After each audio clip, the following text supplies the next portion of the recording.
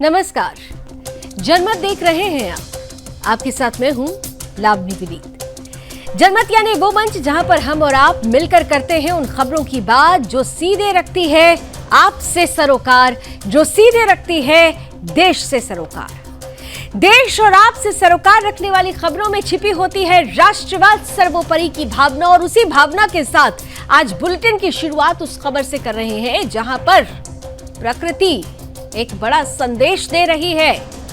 मानवता को अगर बचाना है तो प्रकृति के साथ सामंजस्य बनाकर चलना होगा, वरना वही होगा जो इन दिनों पहाड़ों पर नजर आ रहा है। देश के कोने कोने में मॉनसून की दस्तक ने प्रकृति के रौद्र रूप को देश के सामने उजागर कर दिया है।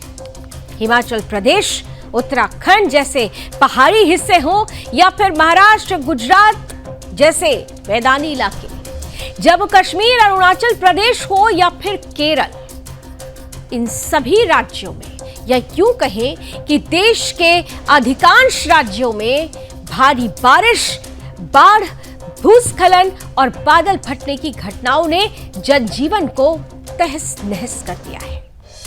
ये तस्वीरें जो आप इस वक्त मेरे बगल में देख रहे हैं, ये तस्वीरें इस बात को प्रमाणित करती हैं कि किस तरीके से प्रकृति इन दिनों रौद्र रूप दिखा रही है, कहर बरपा रही है।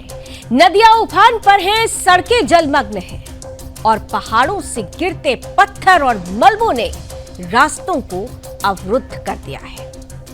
कई जिंदगियां भी अचानक काल के गाल में समा गई है। मौसम विभाग के रेड और ऑरेंज अलर्ट ने लोगों के दिलों में डर का साया और ज्यादा गहरा दिया है।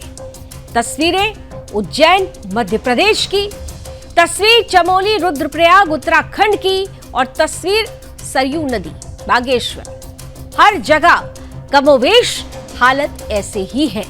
पहाड़ों से लेकर मैदान तक, मैदानी इलाकों तक हर जगह नदियां कहर बरपा रही हैं, उफान पर हैं। ये जलमग्न होते हुए जो पूरे इलाके हैं वो इस बात को प्रमाणित कर रहे हैं कि किस तरह से मॉनसून राहत लेकर नहीं, आफत लेकर आया है। ये सिर्फ बारिश नहीं बल्कि एक ऐसी आपदा है जो हर पल लोगों की सांसें थाम रहा है।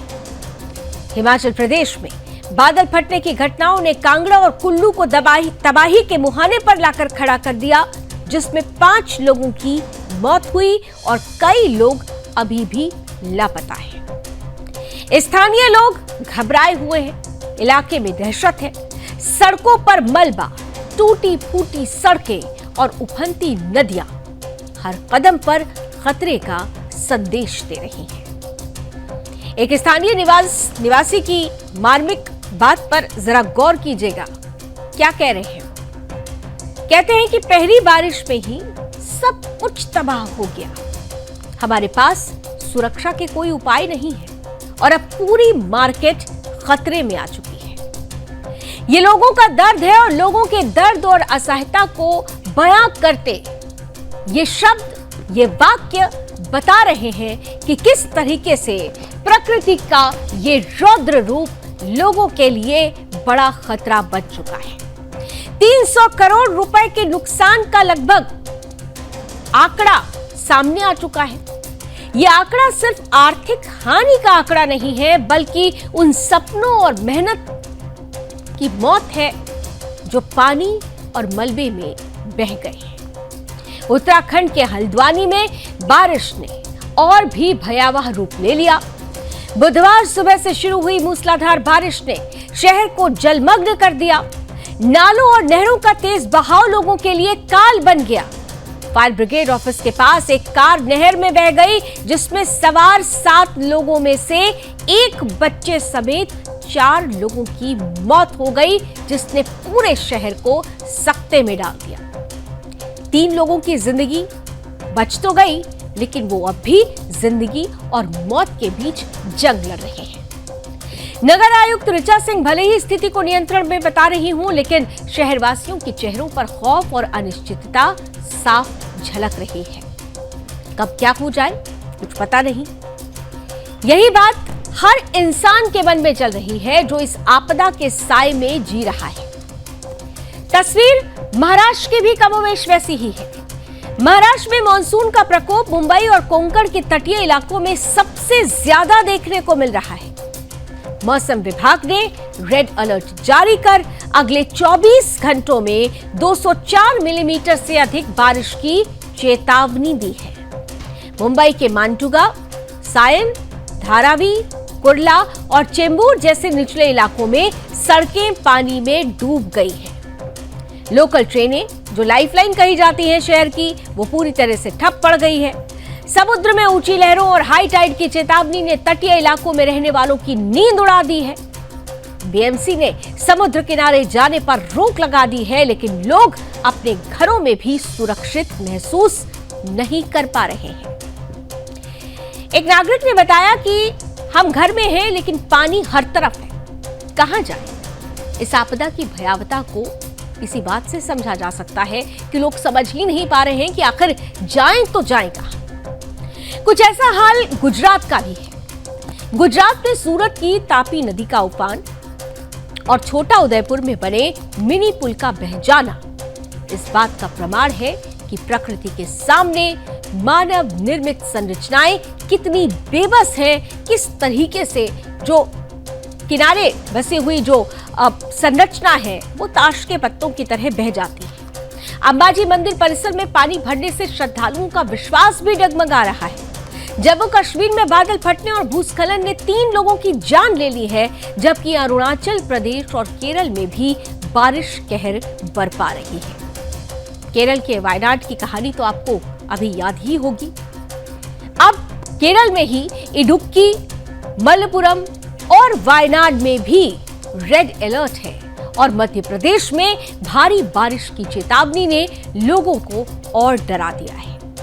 प्रकृति का ये रौद्र रूप न सिर्फ घरों, सड़कों और संपत्ति को नुकसान पहुंचा रहा है, बल्कि लोगों के मन में एक अनजाना डर और असुरक्षा का भाव पैदा कर रहा है। हर बारिश की बूंद के साथ लोग अपने भविष्य को अनिश्चितता के भंवर में डूबता हुआ देख रहे हैं। एनडीआरएफ और एसडीआरएफ की टीमें भले ही राहत कार्यों में जुटी हों, लेकिन आम आदमी के लिए ये सवाल अब भी अनुत्तरित है कि आखिर कब तक ये तबाही का सिलसिला थमेगा। मौसम विभाग ने अगले 7 दिनों तक भारी बारिश की चेतावनी दी है, जिसमें पंजाब, हरियाणा, उत्तर प्रदेश, राजस्थान और पूर्वोत्तर भारत भी शामिल है। लोगों से अपील की जा रही है कि वो मौसम विभाग के अलर्ट को गंभीरता से लें, नदियों और नालों से दूरी बनाकर रखें और अनावश्यक यात्रा करने से भी बचें। ये समय सतर्कता और एकजुटता का है, क्योंकि प्रकृति का ये प्रकोप सिर्फ बारिश नहीं बल्कि जीवन की नाजुकता का एक कठोर सबक भी है। ये सबक इस बात का भी है कि प्रकृति का हमने कितना दोहन किया है, और जब प्रकृति का हमने ज्यादा दोहन किया तो परिणाम आज हमारे सामने है। ये प्रकृति का रौद्र रूप है जो बार बार हमें संकेत दे रहा है, बार बार हमें चेतावनी दे रहा है कि अब भी अगर मानव समाज विकास की अंधी दौड़ में प्रकृति के साथ खिलवाड़ करता रहा तो वो दिन दूर नहीं जब पूरी धरती जलमग्न होगी। इसलिए अगर विकास करना है तो प्रकृति और मानव समाज के साथ समन्वय बनाते हुए ही आगे बढ़ें।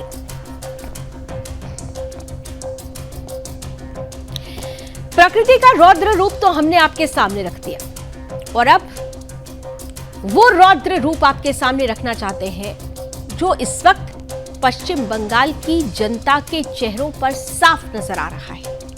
पश्चिम बंगाल की जनता आक्रोशित है, गुस्से में है।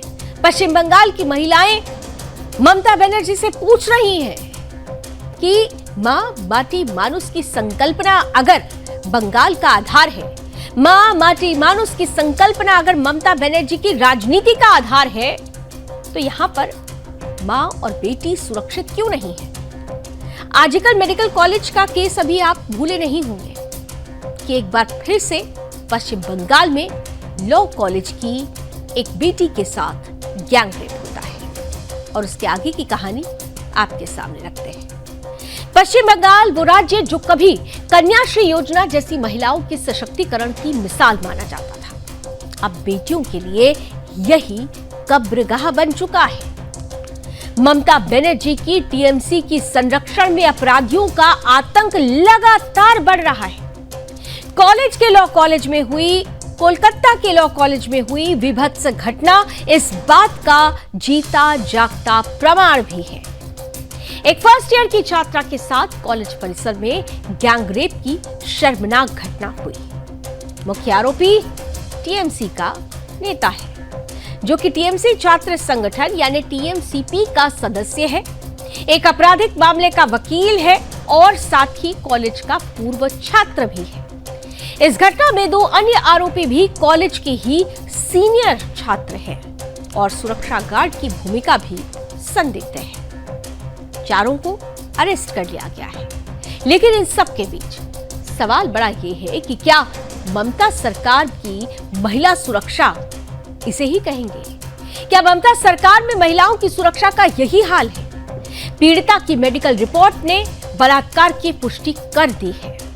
न्यायिक मजिस्ट्रेट के सामने बयान दर्ज हो चुका है। फिर भी राज्य सरकार लगातार इस मामले में लीपापोती करती हुई नजर आ रही है। सवाल पूछे जा रहे हैं, सवाल उठ रहे हैं कि आखिर कैसे एक आपराधिक मामलों के वकील को कॉलेज में अस्थायी कर्मचारी बनाया गया?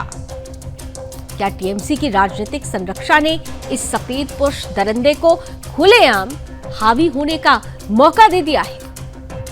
पिछले साल ही आरजीकर मेडिकल कॉलेज में हुई महिला डॉक्टर के साथ गैंगरेप और हत्या की घटना अभी ताजा है, लेकिन तब भी ममता सरकार ने वही रवैया अपनाया था, मौन, लाचारी और अपराधियों को राजनीतिक शरण देना, राजनीतिक छत्र छाया देना और कमोवेश कुछ वैसी ही परिस्थिति इस केस में भी बनती हुई नजर आ रही है। ये पहली घटना नहीं है। राज्य में टीएमसी के कई छात्र और नेताओं के खिलाफ बलात्कार, हत्या, दुराचार जैसे अपराध दर्ज किए गए हैं। राजनीतिक संरक्षण ने अपराधियों को ऐसा विश्वास दिला दिया है कि वो कानून को कभी भी किसी भी वक्त चुनौती दे सकते हैं। टीएमसी के कई नेताओं पर बलात्कार और हिंसा के आरोप लगते रहे हैं। संदेश खाली की कहानी भी आपको याद ही होगी। उनकी पार्टी में बढ़ती पकड़ के कारण ये आरोपी सजा से बचते रह रहे हैं और कॉलेज परिसर जैसे जो शिक्षा का मंदिर कहा जाता है, वहां भी ये हावी हो रहे हैं। कॉलेज परिसर, सरकारी संस्थाओं में अस्थायी नौकरियों में राजनीतिक संरक्षण पाने वाले अपराधी मिल रहे हैं, जो अपने पद का दुरुपयोग कर रहे हैं। महिला सुरक्षा के नाम पर चल रही योजनाएं केवल नुमाइश साबित हो रही हैं। असल में तो ममता सरकार ने महिलाओं को सुरक्षा देने के बजाय उन्हें असुरक्षित ही छोड़ दिया है। बीजेपी ने इस विभत्स कांड को राजनीति से प्रेरित जघन्य क्रूरता बताते हुए ममता सरकार को कटघरे में खड़ा किया है। पार्टी ने कहा कि बंगाल में महिलाएं सुरक्षित नहीं हैं और महिला मुख्यमंत्री के शासन में बलात्कारियों को खुली छूट दी जा रही है। जांच के लिए सतपाल सिंह की अध्यक्षता में 4 सदस्यीय समिति गठित की गई, जिसमें मीनाक्षी लेखी, विप्लव देव और मनन मिश्रा शामिल है। ये टीम मौके पर जाकर जांच करेगी और पार्टी अध्यक्ष जेपी नड्डा को रिपोर्ट भी सौंपेगी। अब इस मामले पर प्रतिक्रियाएं आनी शुरू हो चुकी हैं, लेकिन उन प्रतिक्रियाओं से पहले सवाल बड़ा ये है कि ममता सरकार में अगर महिला सुरक्षा सुनिश्चित नहीं हो पाती है, तो क्या आने वाले चुनाव में ये बड़ा मुद्दा होने वाला है? क्या यही वजह है कि ममता बनर्जी इस पूरे मामले में मौन साधना कर चुकी हैं? क्या यही वजह है कि ममता बनर्जी अपने वोट बैंक को साधने के लिए, अपने लोगों को साधने के लिए पीड़िता को न्याय दिलाने से पीछे हट रही हैं? चंद प्रतिक्रियाएं भी सुनिए। कि 25 जून के दिन कलकत्ता के कस्बा लॉ कॉलेज में जिस प्रकार का एक जघन्य गैंग रेप का केस हुआ है, लगभग 24-25 वर्षीय हमारी बहन एक छात्री, उसके साथ जिस प्रकार का गैंग रेप हुआ है, उसको लेकर आज पूरे भारतवर्ष में, पूरे हिंदुस्तान में एक दुख का माहौल है, अचरज का माहौल है कि आखिर बंगाल किस तरफ बढ़ रहा है।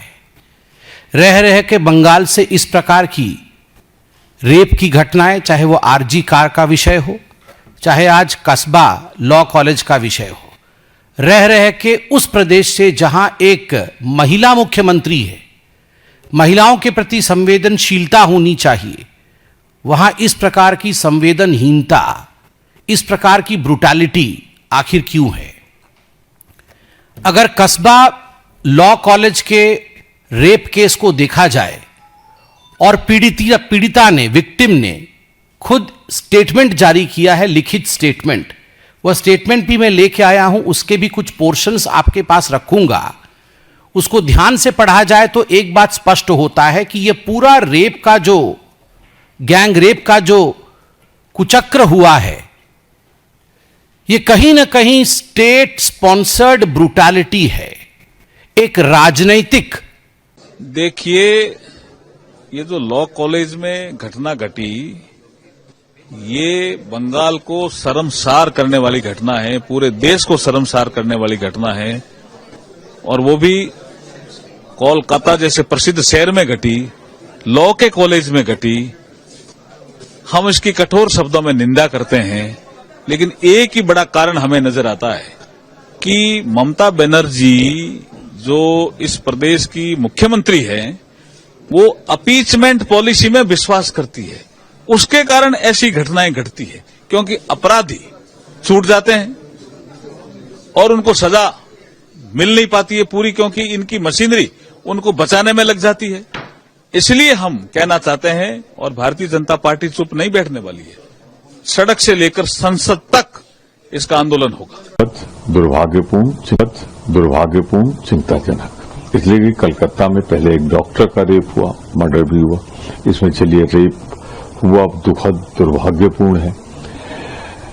हालात में दोषी पकड़े जाएं, उनके खिलाफ कठोरतम कार्रवाई हो, और ममता जी ये सुनिश्चित करें कि कॉलेज में स्टूडेंट के साथ हुआ है। टीएमसी ये आरजीकर का बात नहीं है। ममता बनर्जी का रिजिम में वहाँ कोई खास करके माता, बहन, दीदी और हमारा जो कन्या है, कोई सुरक्षित नहीं है। ये आज नहीं है, पिछले 14 साल से चल रहा है, ज़्यादा तो 4-5 साल से ज़्यादा चल रहा है। हंसखाली का इंसिडेंट बोलिए, कालियागंज का इंसिडेंट बोलिए, सब विद्यार्थी। तो स्पष्ट है कि ये मामला सिर्फ एक लड़की की अस्मिता का नहीं है, ये बंगाल की हर बेटी की लड़ाई है।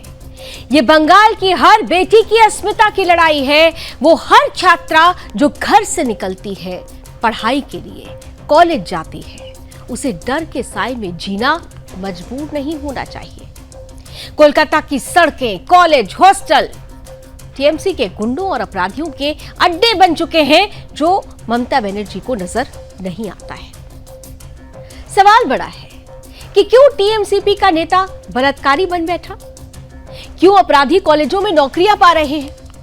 क्यों ममता सरकार महिला सुरक्षा को केवल दिखावा बना रही है, जब एक वकील, नेता और कॉलेज कर्मचारी मिलकर एक छात्रा की अस्मिता को कुचल देते हैं और सरकार चुप रहती है?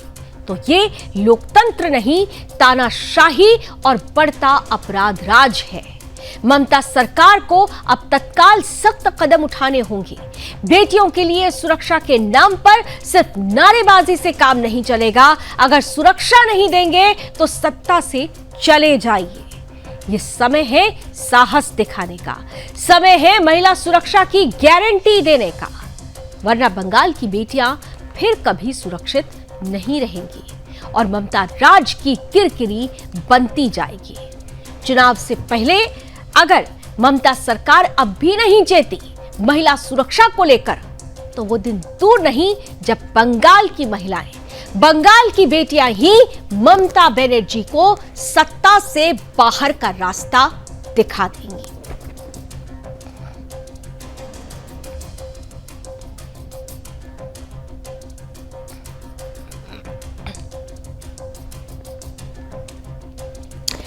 तो ममता बनर्जी जो बार बार लोकतंत्र का हवाला देती हैं, उनके खुद के बंगाल में बच्चियों के साथ क्या हो रहा है, बेटियों के साथ क्या हो रहा है, उनकी खुद की पार्टी के जो गुंडे हैं, तथाकथित गुंडे, वो किस तरह से बच्चियों को टारगेट कर रहे हैं, और ममता बनर्जी लोकतंत्र पर सवाल खड़ा कर रही हैं। चुनाव आयोग ने भी एक प्रक्रिया शुरू की, प्रक्रिया घुसपैठियों को बाहर करने की।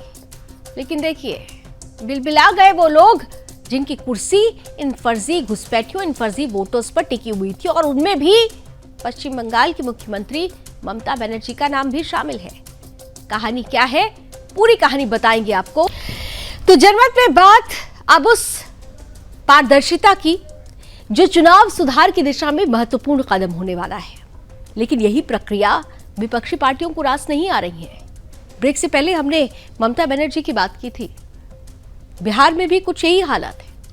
दरअसल चुनाव आयोग नई वोटर वेरिफिकेशन प्रक्रिया को लेकर देश के सामने अब आगे काम करने वाला है। एसआईआर यानी जो इंटेंसिव रिवीजन होगा, ये किया जाएगा चुनाव आयोग की तरफ से।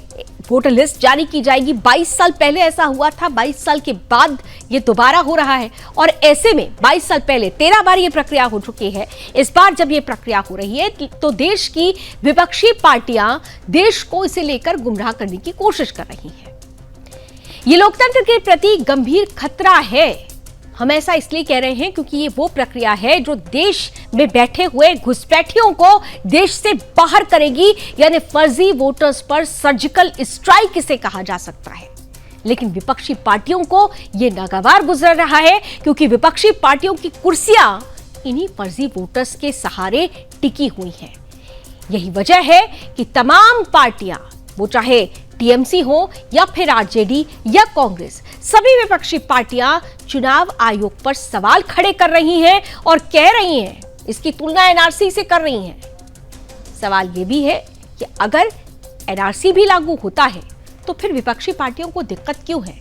क्योंकि देश में तो उन्हीं को रहने का हक है जो इस देश के हैं। जो इस देश के नहीं हैं, जो घुसपैठिए हैं, उन्हें क्यों ना बाहर का रास्ता दिखाया जाए? ये डर क्या कहता है, इसी पर आधारित है हमारी ये रिपोर्ट।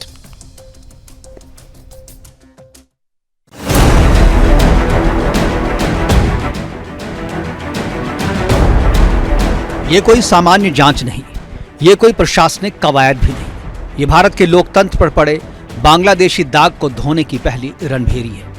चुनाव आयोग ने जब एसआईआर यानी स्पेशल इंटेंसिव रिवीजन का प्लान किया तो झूठी नागरिकता की नींव हिल गई। नाम बदलो, मोहल्ला बदलो, मजहब की आड़ लो, पर अब नहीं चलेगा। ये फर्जी वोटर गैंग की रीढ़ तोड़ने की संवैधानिक सर्जिकल स्ट्राइक है। और जैसे ये घोषणा हुई, दीदी की साड़ी पसीने से भीग गई। ममता बनर्जी बौखला गई, भाषण में भटक गई और बोली कि एसआईआर एनआरसी से भी ज्यादा खतरनाक है। Where they will get the mother certificate, the father certificate? Is it NRC? Is it they are doing or working to establish the NRC? What is their intention? Please let us clarify. Bengal की दीदी की तबीयत हिली तो बिहार से भी साजिश की बदबू आई।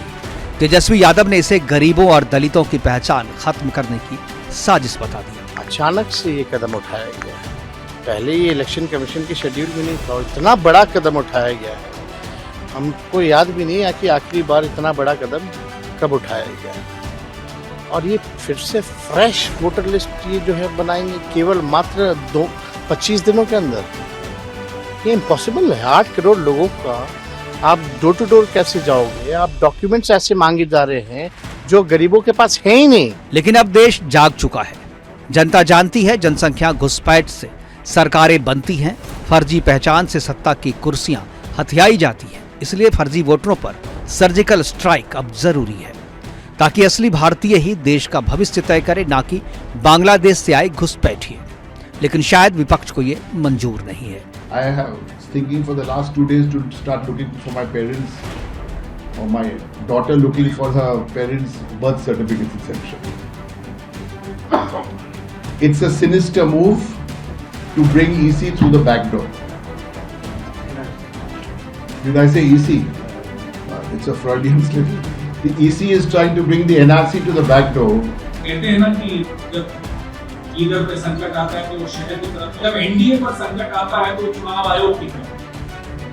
गांधी जी के 3 बंधक थे, वो न बुरा देखते थे, न बुरा कहते थे, न बुरा सुनते थे। मोदी जी के भी 3 बंधक, वो न सच सुनते हैं, न सच देखते हैं, न सच बोलते हैं। वो है चुनाव आयोग। विपक्ष की घबराहट ही उसकी हार का ऐलान है।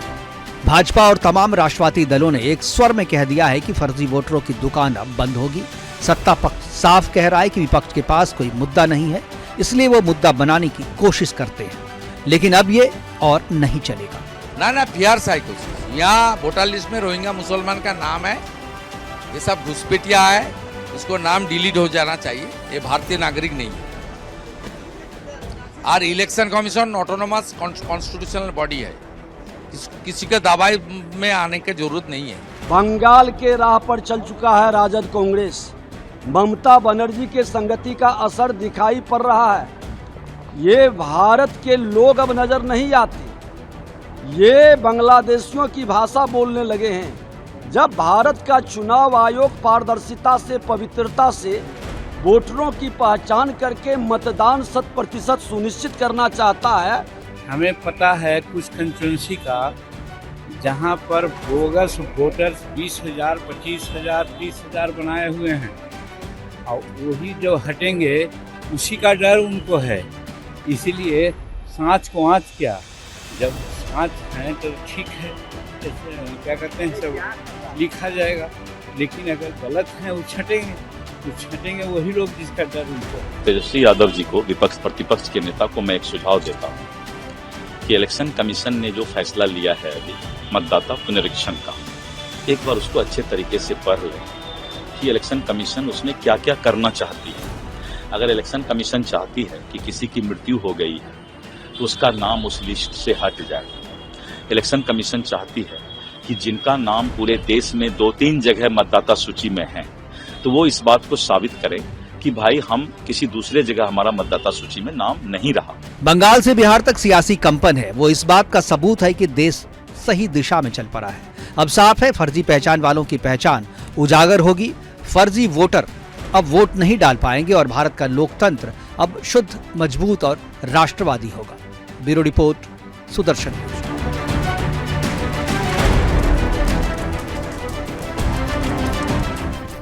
तो भारत का लोकतंत्र शुद्ध, मजबूत और राष्ट्रवादी होगा, लेकिन केवल वोटर लिस्ट से काम नहीं चलेगा। कुछ और कदम उठाने की जरूरत है, क्योंकि कुछ ऐसे लोग यहां पर हैं जो राष्ट्रवाद की भावना को नहीं समझते और बार बार कुछ ऐसा करते हैं जिससे देश और देशवासियों का अपमान होता है। पंजाबी सिनेमा के सुपरस्टार सिंगर दिलजीत दोसांझ ने भी ऐसा ही किया है। सिंगर दिलजीत दोसांझ पर देशद्रोह का गंभीर आरोप लगा है। उनकी नई फिल्म सरदार 3 को सेंसर बोर्ड ने पाकिस्तानी कलाकार हानिया आमिर की भूमिका के चलते सर्टिफिकेट देने से इनकार कर दिया, लेकिन यह फिल्म पाकिस्तान में रिलीज कर दी गई। दिलजीत की इस हरकत ने भारत के राष्ट्रवादी भावनाओं को ठेस पहुंचाया। बॉलीवुड ने भी दिलजीत को बैन करने का निर्णय लिया है, जबकि Indian motion picture producer association ने उन्हें बड़े प्रोजेक्ट से बाहर का रास्ता दिखा दिया है। आप लोगों को तो यह सिर्फ एक फिल्म का मामला लग रहा होगा, लेकिन ये केवल फिल्म का मामला नहीं है, बल्कि देश की सुरक्षा और सम्मान का प्रश्न है। दिलजीत दोसांझ ने पाकिस्तानी कलाकार के साथ काम करके न केवल देश की जनता की भावनाओं को आहत किया है, बल्कि खालिस्तान और देश विरोधी ताकतों के साथ अपने रिश्तों को भी उजागर कर दिया है। पंजाब की राजनीति में उनकी घनिष्ठता और किसान आंदोलन में समर्थन उनके राष्ट्रवादी छवि को पहले ही धूमिल कर चुका है। दिलजीत और उनके समर्थकों द्वारा तर्क दिया जा रहा है कि फिल्म पुलवामा हमले से पहले बनाई गई थी, लेकिन सच ये है कि सरदार 3 की योजना और शूटिंग 2024 में हुई, जो साफ तौर पर राष्ट्रीय सुरक्षा और देशभक्ति के खिलाफ है। यह घोर देशद्रोह है कि पुलवामा और उरी जैसे आतंकी हमलों के बाद भी पाकिस्तानी कलाकारों को फिल्मों में जगह दी जाए, और यह दुर्भाग्यपूर्ण है कि पंजाबी फिल्म इंडस्ट्री आज भी खालिस्तानी और देशद्रोही तत्वों की पकड़ में है, जिससे ऐसे अपराध लगातार बढ़ते जा रहे हैं। रिपोर्ट देखिए। वक्त आ गया है कि ऐसे गद्दारों को सामने समझा जाए और ऐसे गद्दारों के खिलाफ सख्त एक्शन लिया जाए। और सबसे बड़ा एक्शन देश की जनता को लेना होगा, इन्हें और इनकी फिल्मों को बॉयकॉट करके। एक तरफ ऐसे गद्दार हैं जो देश को हर मंच पर अपमानित कर रहे हैं, लेकिन दूसरी तरफ कुछ ऐसे जाबाज हैं जो देश का सीना चौड़ा कर रहे हैं, देश को गौरवान्वित महसूस करा रहे हैं, केवल धरती पर ही नहीं अंतरिक्ष में भी। कार्यक्रम के आखिरी पड़ाव यानी गुड न्यूज में हम आ चुके हैं और गुड न्यूज में आज खासतौर से हम एक ऐसा दृश्य आपके सामने रखने वाले हैं जो इतिहास की किताबों में दर्ज होने वाला है। एक और पृथ्वी पर खड़े भारत के प्रधानमंत्री नरेंद्र मोदी और दूसरी तरफ अंतरिक्ष में तैरते ग्रुप कैप्टन शुभांशु शुक्ला। यह सिर्फ संवाद नहीं था, यह भारत के आत्मविश्वास, विज्ञान और वैश्विक चेतना का प्रतीक था। जब एक राष्ट्र नायक और एक अंतरिक्ष यात्री, भारतीय अंतरिक्ष यात्री आपस में बात करते हैं तो शब्द सीमाओं से परे चले जाते हैं, वो देश की आत्मा को छूते हैं। यह संवाद था एक महान नेता और एक महान शोधकर्ता के बीच, लेकिन इससे कहीं अधिक यह संवाद था भारत के अतीत और भविष्य के बीच, विज्ञान और संवेदना के बीच, सीमाओं और संपूर्ण मानवता के बीच। यह उस भारत की तस्वीर है जो अंतरिक्ष की ऊंचाइयों तक पहुंच चुका है, लेकिन जिसकी जड़ें धरती की विनम्रता और करुणा में ही रची बसी है। यह उस भारत की गूंज है जो न सिर्फ आत्मनिर्भर है बल्कि अब आकाश गंगा में भी अपने तिरंगे की पहचान बना चुका है। शुभांशु शुक्ला जैसे वीर और नरेंद्र मोदी जैसे नेतृत्वकर्ता भारत के वो दो चेहरे जो समय आने पर राष्ट्र को प्रेरणा, दिशा और गौरव की सबसे ऊंची उड़ान देते हैं। ये केवल बातचीत नहीं थी, ये इतिहास के आकाश में भारत का सुनहरा हस्ताक्षर था और आप भी बनिए इस हस्ताक्षर के साक्षी और महसूस कीजिए इस गौरवशाली पल को। जय हिंद। आप आज मातृभूमि से, नमस्कार, भारत भूमि से सबसे दूर है, लेकिन भारतवासियों के दिलों के सबसे करीब है।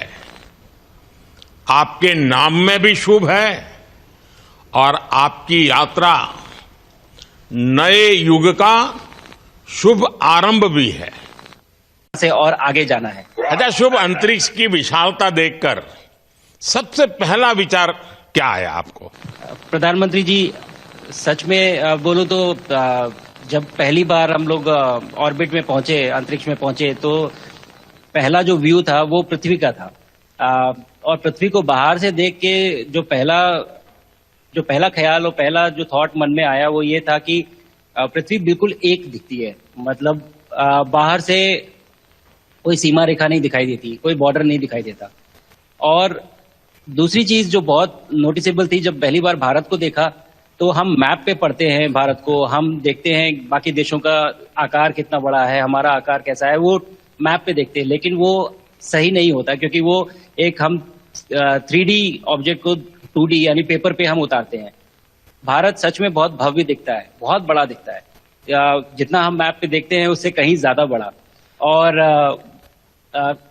जो वननेस की फीलिंग है, पृथ्वी की वननेस की फीलिंग है, जो हमारा भी मोटो है कि अनेकता में एकता, वो बिल्कुल उसका महत्व ऐसा समझ में आता है बाहर से देखने में कि लगता है कि कोई बॉर्डर एग्जिस्ट ही नहीं करता, कोई राज्य नहीं एग्जिस्ट करता, कंट्रीज नहीं एग्जिस्ट करती। फाइनली हम सब ह्यूमैनिटी का पार्ट है और अर्थ हमारा एक घर है। आप आज मातृभूमि से, नमस्कार, भारत भूमि से सबसे दूर है, लेकिन भारतवासियों के दिलों के सबसे करीब है।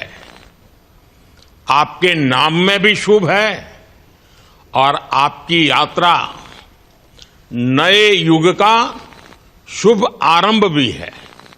से और आगे जाना है। अच्छा, शुभ अंतरिक्ष की विशाल